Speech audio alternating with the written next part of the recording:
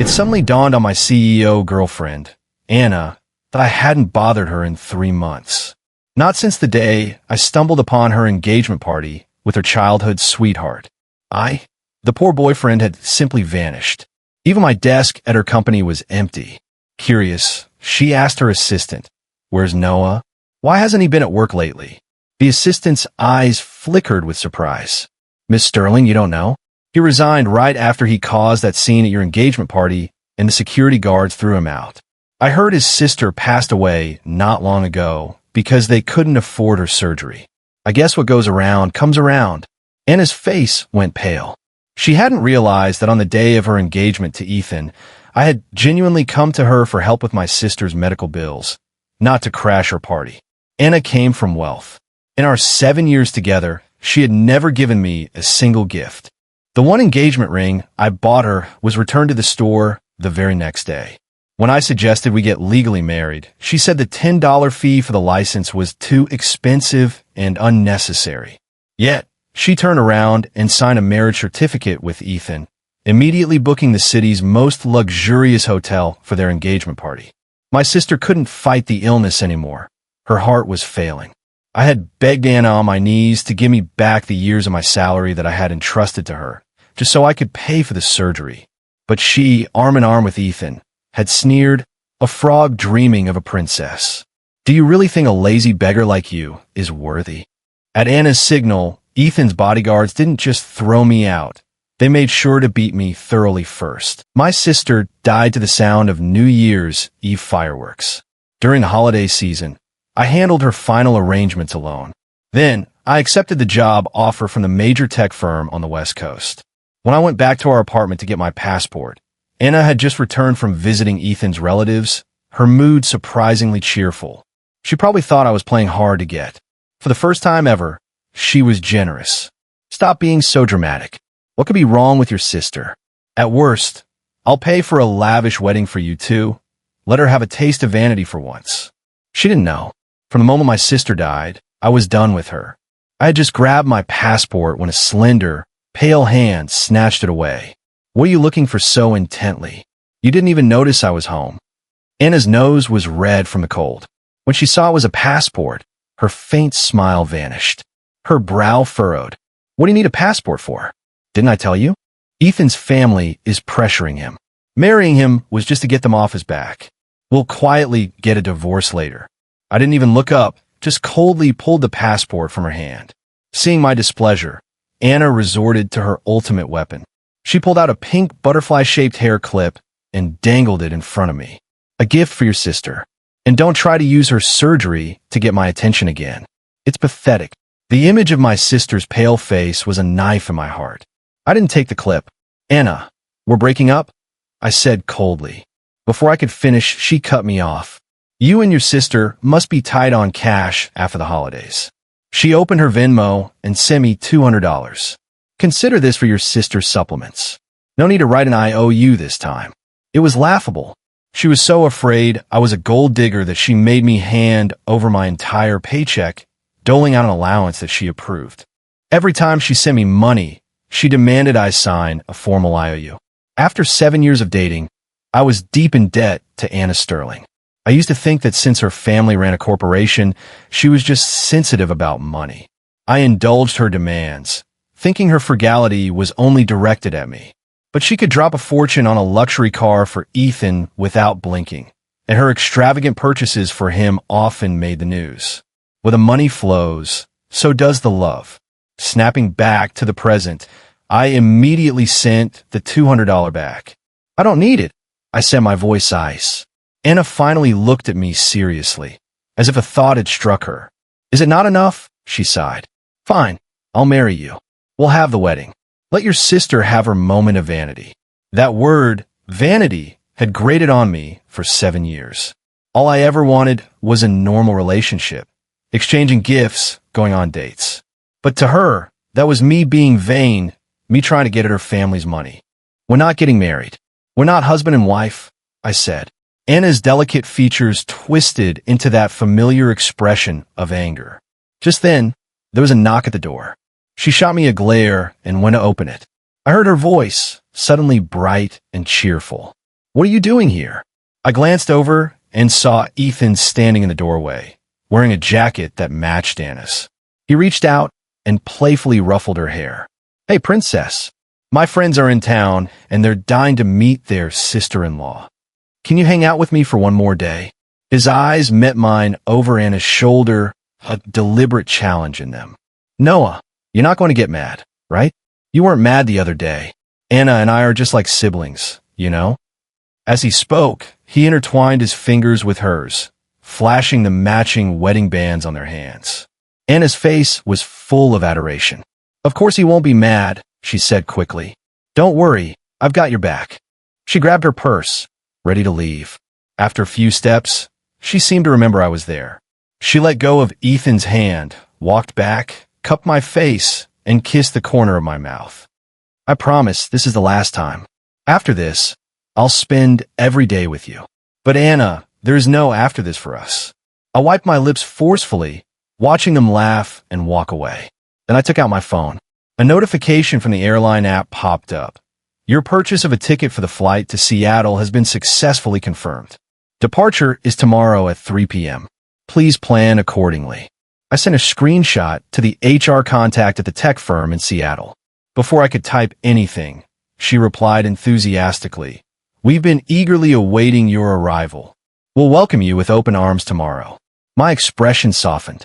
I might not have love, but I could have my career. I picked up the suitcase I had already packed, not wanting to spend another second in that apartment. As I opened the door, I ran right into Anna. She frowned and slammed the door shut. Noah, where are you going? Ethan, trailing behind her, put on a show of concern. Noah, don't get the wrong idea. Anna was just acting to protect my reputation. Please don't fight with her and try to run away from home because of me. I was tired of listening. Anna, we're breaking up, I said flatly. Anna, who had been about to yell at me, froze for a second. Her eyes widened in disbelief. Break up? You're breaking up with me because I was pretending with Ethan for a bit. Noah, do you still want to have a wedding or not? In her mind, she probably still thought I was madly in love with her, that a wedding was the ultimate threat. In the past, I would have crumbled, begged her to grow old with me. Now I just laugh mockingly. Anna, you and I have nothing to do with each other. What wedding? Nothing to do with each other? Her face flushed with anger. That's not what you said a month ago when you proposed to me. You said you would protect me forever. You even bought me a diamond ring. She started digging through her purse, trying to find the ring to throw in my face. Don't bother looking, I said calmly. You sold that ring to a pawn shop for $12,000 and used the money to buy Ethan a tie.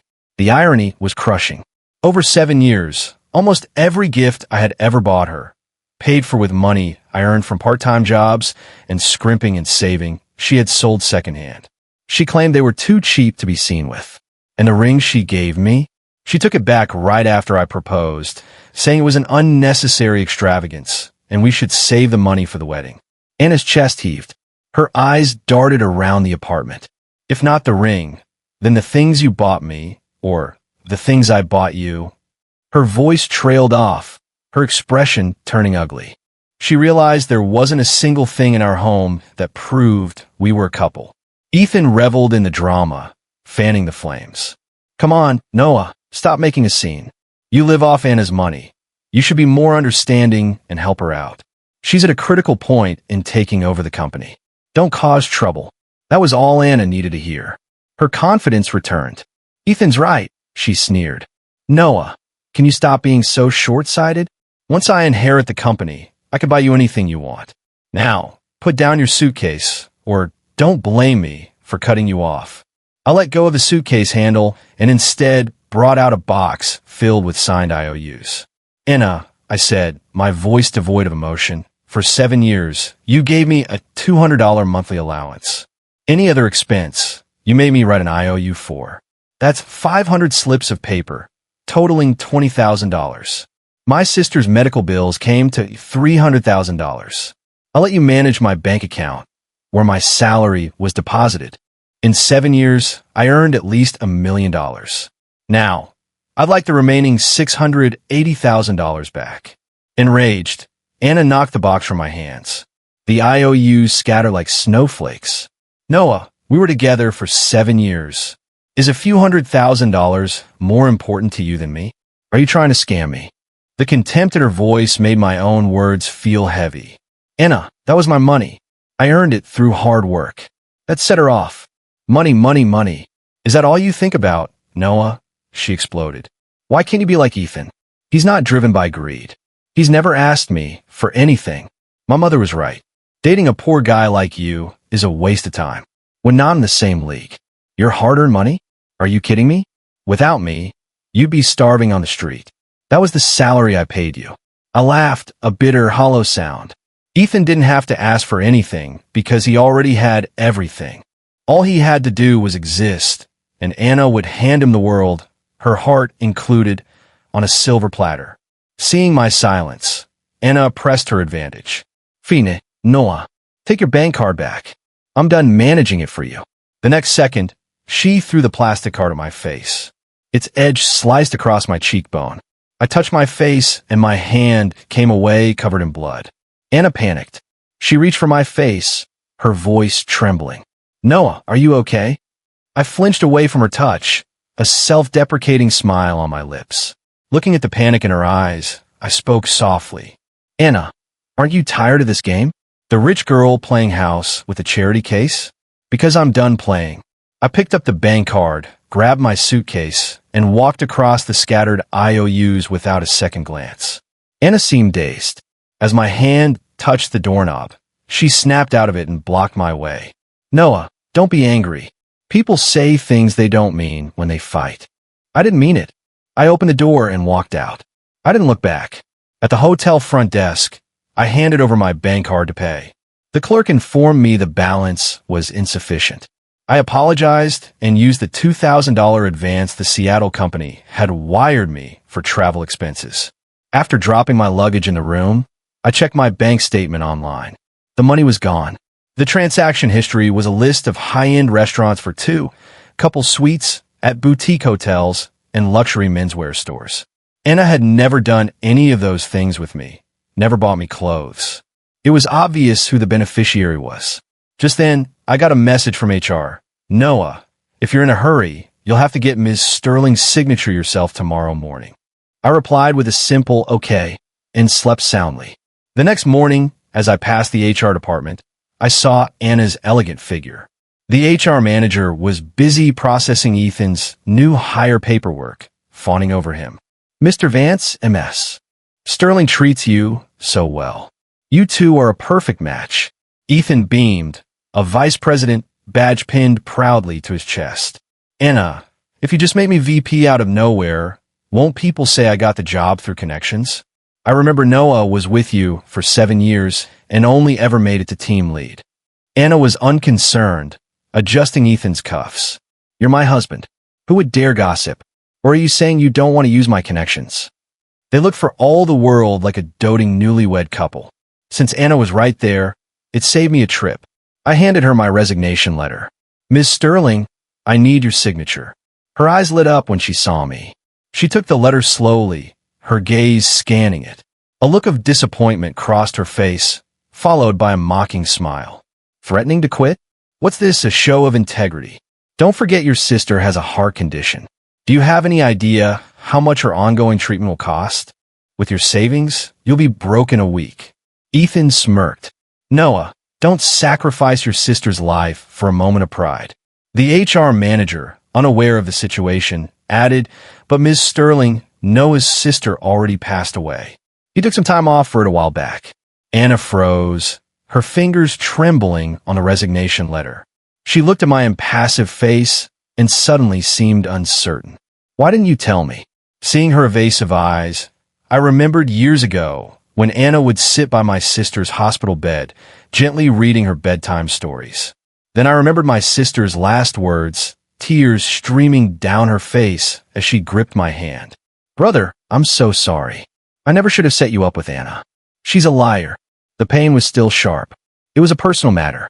Was I required to report it to you? I asked coldly.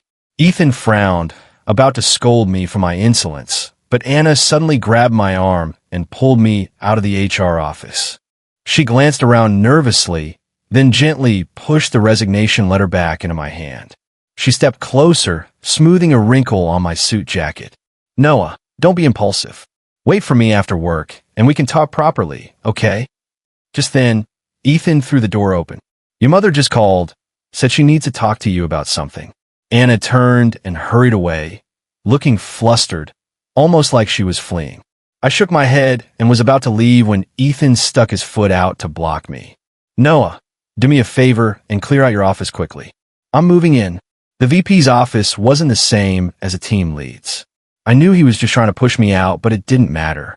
I was leaving anyway, and I did have some things to pack.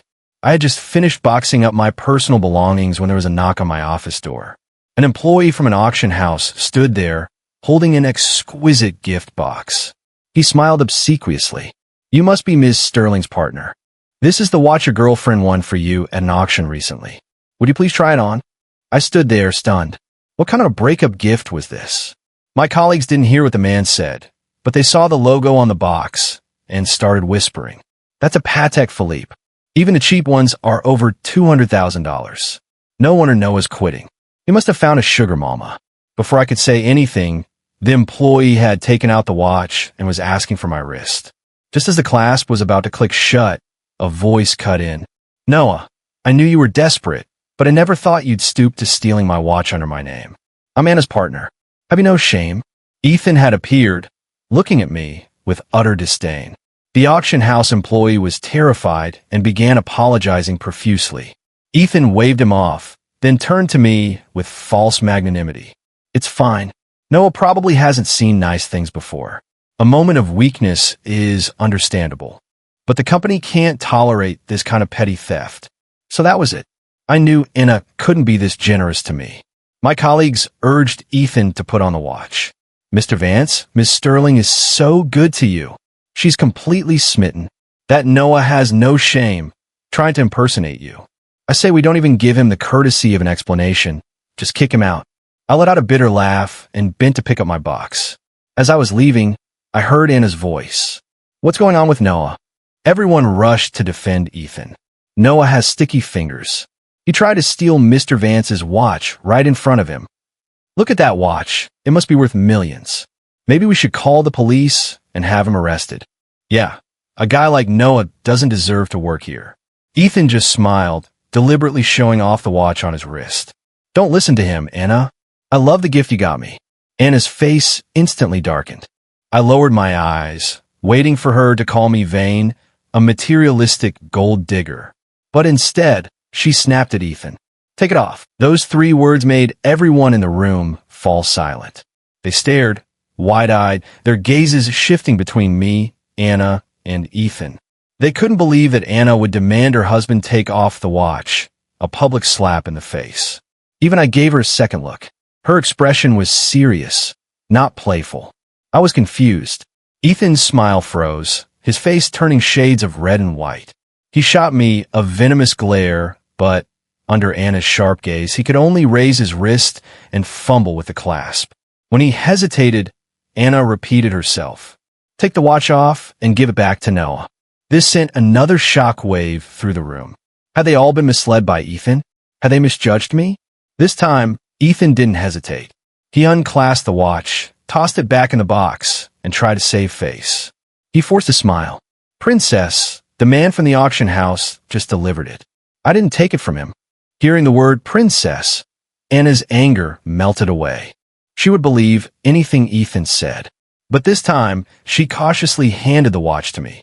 Noah, she said, her voice full of guilt, I bought this specifically for you. I'm sorry someone else wore it first. Feeling the 2 ing stares of everyone in the room, she seemed to come to her senses. She cleared her throat and found an excuse. You've been a loyal employee for many years. Consider this your end-of-year bonus. I laughed to myself. No matter what, in Anna's eyes, public opinion was always more important. I just picked up my box of belongings. That won't be necessary, Miss Sterling. While I've worked for you for years, we've never had a personal relationship. I can't accept such an expensive gift. Seeing me pick up the box, Anna's expression changed. She must have thought I was leaving for good right then. She forgot her composure and grabbed my arm. Noah, I haven't approved your resignation. Where do you think you're going? Ethan gently took her other hand. Anna, I know you value talent, but Noah has made up his mind. We can't force him to stay. Everyone's watching. Calm down. Her grip on my arm loosened. A look of conflict crossed her face. Noah, she whispered, didn't we agree? We'll talk properly after work. I frowned. I truly didn't understand what she was trying to do. I wasn't conceited enough to think she was suddenly overcome with love for me and couldn't bear to let me go. It was more likely she wanted to have her cake and eat it too. But I was awake now. I didn't want to be her backup plan, her plaything. I put the box down and took out the resignation letter again.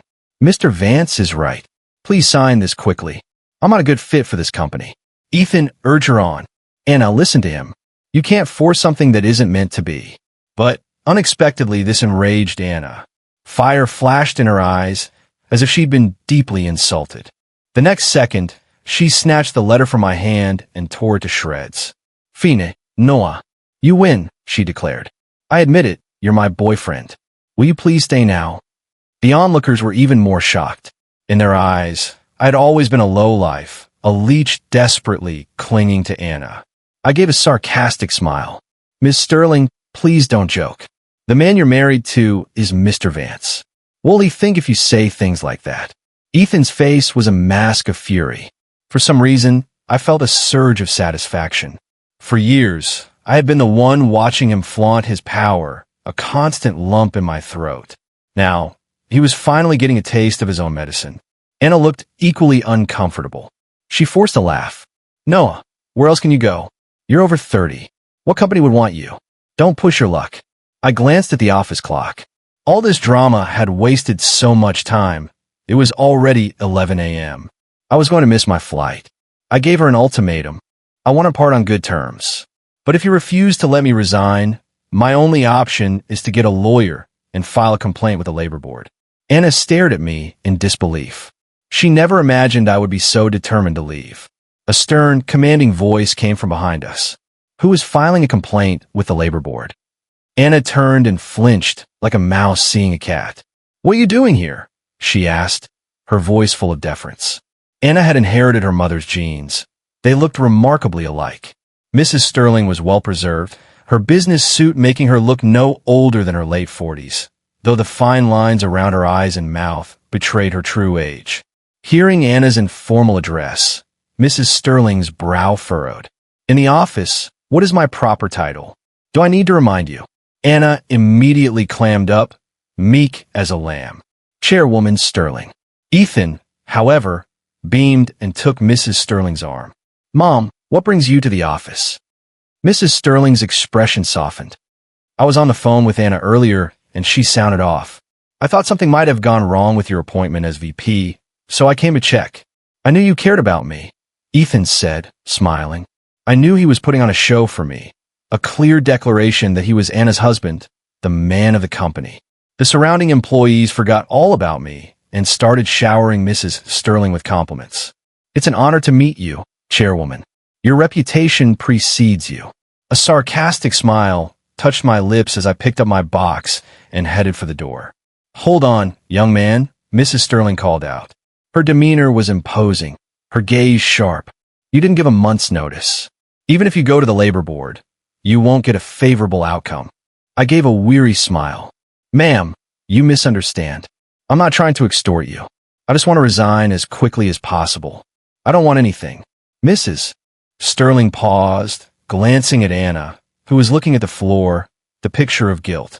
A knowing smile touched Mrs. Sterling's lips, and she adopted a magnanimous tone. You should have said so. Anna is new to running the company. She could be a bit unpolished. I'll approve it. You can leave now. Anna's head shot up. She tugged at her mother's sleeve, pleading. Mom, don't let him go. Mrs. Sterling's expression turned to ice. This is my final decision, she said sternly. Everyone back to work.